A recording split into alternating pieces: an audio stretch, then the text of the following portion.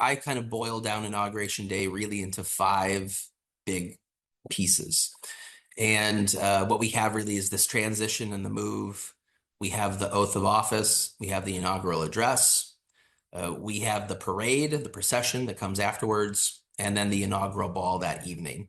There are other things scattered throughout the day. There is a congressional luncheon. Typically, the new president will go off and sign things immediately after the ceremony. But those are really sort of the big pieces that everyone sees as opposed to sort of what's happening behind closed doors. And, I think for most people, they're really interested in that exact moment, right? They're interested in seeing what is happening at 12 o'clock. And they're interested in seeing the oath. And then some people go even deeper. What book is he using? Is he using a Bible? Whose Bible is it? Is it a borrowed historical Bible like the one that George Washington used and other presidents have used? Or is it a family Bible? We know that Donald Trump in 2021 used two Bibles. He used the Lincoln Bible, which is at the Library of Congress, and he also used a family Bible, and he had them on top of each other. And then we know President Biden used the Biden family Bible, which is more than 120 years old. So again, you can get a sense of sort of how the presidents elect they follow the traditions, but they have these different ways to sort of inject their own with things that matter to them, right? Whether it's a personal or familial history. Some have invited poets to speak at their inauguration. Some have used the opportunity through their inaugural address, to really try to rally the country or to give some foresight, some vision for what they see as the future of their administration, or alluding to how they're going to govern. So I think there's a lot of emphasis on the oath, the inaugural address, because that really is the preview. And I think those are probably the more serious and more weighty items. But then there's also the fun things. I mean, I think everybody likes, parades. You can find anything enjoyable about a parade.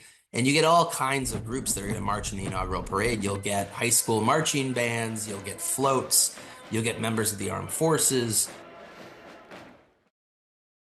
So, Dr. Costello, can you tell us what is actually involved and how many people are involved with the actual process of trading off the White House from one administration to another? Well, there's a couple of different pieces to this. There's the piece that is talking about the executive residence itself. There is a team of about 80 to 90 career individuals who work at the White House in the executive residence. And these are the chefs, the butlers, the curators, the florists, the housekeepers, really the people that keep the White House operational and functioning on a day-to-day basis and provide everything that the president and the first family need. They are called into action the morning of January 20th in particular to help move one first family out and the new first family in. They only have about a 5-hour window to do this. So obviously there's a lot of planning, a lot of organizing, a lot of orchestrating ahead of time.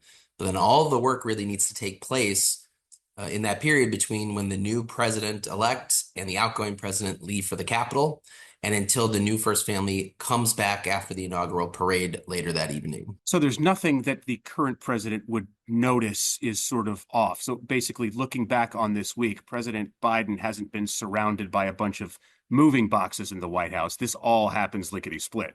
No, and it's a much more modern thing that we've grown accustomed to, the idea of having a presidential transition on January 20th at 12 o'clock exactly, because there is a constitutional amendment that specifically delineates that transfer of power. Historically speaking, that is not how it's worked. In fact, prior to January 20th, Inauguration Day was March 4th. It was earlier, it was a little bit later in the spring because obviously there were delays with travel and communications and counting votes. And so there was a longer lame duck session between the elections in fall and the transfer of power in spring. And because there was a longer time period, that also afforded presidents-elect more times to get to Washington, to move their personal possessions, to take care of their affairs at their homes or at their estates prior to coming to Washington. And so now that we're in the modern age and all these things have improved, now we see all this stuff happening really within that 12-hour span of the morning, January 20th, that morning, for one administration to go out and a new administration to come in. as you rightly pointed out. In 2021, everyone wanted to know and they wanted to ask us what are the precedents for what we're witnessing. And I think many people are surprised to learn that, that is not a given. Not all presidents have attended the inaugurations of their successors. The first instance that we come across is John Adams, who decides to leave Washington the morning of March 4th, 1801. He does not stick around for Thomas Jefferson's inauguration as president. A little bit of context here. They were political rivals. Adams had lost re-election. The election was then determined by the House of Representatives because both Thomas Jefferson and Aaron Burr received a tie in electoral vote count. And so, and then sort of the twist there is that at that point in time, the president who had received the most electoral votes was elected president. Whoever received the second most electoral votes was vice president. And so you have this pairing of Adams as president and Jefferson as vice president, which it sounds like a pretty awkward cabinet meeting when you think about it. And so that sets up this election of 1800. And there isn't really a great reason why Adams doesn't attend. It's quite possible that that was the only time that the long carriage was heading north to Quincy, Massachusetts. It could have been that Adams wasn't really cordially invited to attend, so he didn't feel like he should. He didn't want to impose. He didn't want to become a distraction for Jefferson. It also could have been a source of pride. He thought that he was deserving of a second term, and the people thought otherwise. They went with Jefferson. So that was sort of the first instance of that. But then we see it again. We see it with John Quincy Adams, who decides not to attend the inauguration of Andrew Jackson, his major political rival in the 1820s. We see it with outgoing President Andrew Johnson and incoming President Ulysses S. Grant, which they have a longer contentious history as well. And so there are a number of different examples throughout history. And then there are also examples where they come to the Capitol, but they don't quite stick around for the ceremonies. So, for example, Martin Van Buren does this in 1841, and because of his health, Woodrow Wilson does attend. He comes to the Capitol with Warren G. Harding, but he does not stay long. He essentially gets to the Capitol.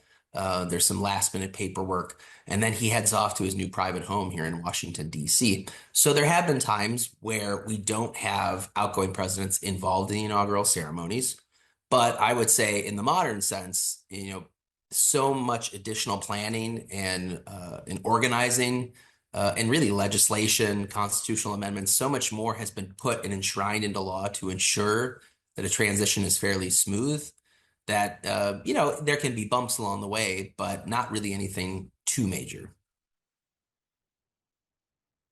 It's not just the turnover of the White House residence that happens on Inauguration Day, but the office space of the White House, specifically the West Wing and the Oval Office. I know that presidents, project both their power, their priorities, and their personality through the look of the Oval Office. Can you talk about how that changeover takes place and some of the historical nuance of that? Yeah, that's a great question. And I think that has become something we've seen much more recently is a public interest and fixation on, I always kind of think of it as it's kind of like move that bus. Everybody wants to see what the president's workspace looks like. And part of the reason is because, recent presidents have taken this opportunity, January 20th, as I promised my supporters this is what I'm going to do on day one. And so they've used the Oval Office then as the backdrop for that moment where they say, on day one, I am signing these executive orders. But, it's not as aesthetically pleasing if you're signing executive orders, say, just in a legislative room at the Capitol, or, it doesn't carry the same symbolic weight. And I think the Oval Office really, that is the physical space that really represents the power of the office of the presidency. And so to use it really effectively, we've seen recent presidents do this where, they invite people in, they'll do their day one executive orders. But then this is sort of where everybody gets a sneak peek at what does the Oval Office look like? What are they selected in terms of furnishings, in terms of artwork? And then immediately it kind of then leads to the comparisons of, well, whose drapes do they have? Whose couches do they have? Whose rug are they using? And it's very interesting because I do think there is a way to sort of, you can glean a little bit more about how they view or how they are planning to view their presidency, what they want to accomplish, what they want to achieve, and really who are the figures of history that they really, they find some affinity with. And you see that with Joe Biden, with Donald Trump, with Barack Obama. But then if you go further back, you also can find other things, like for example, George W. Bush. He included quite a bit of artwork that was on loan from art museums in Texas, and so we had the painting of the blue bonnets. So I mean, again, you can kind of get a lot out of reading the furnishings more like a primary source, as opposed to just thinking of it as a workspace.